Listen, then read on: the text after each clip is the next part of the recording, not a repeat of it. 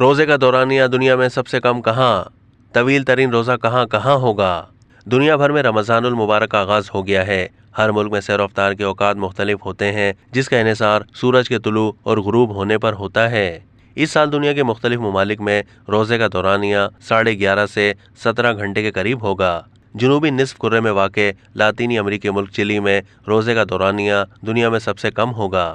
اس ملک میں روزے کا اوسطاً دورانیہ 11 گھنٹے 30 منٹ طویل ہوگا۔ اس کے بعد جنوبی افریقہ، ارجنٹینا، نیوزی لینڈ، پیراگوئے اور یوروگوئے وہ ممالک ہیں جہاں روزوں کا دورانیہ 11 سے 12 گھنٹے ہوگا۔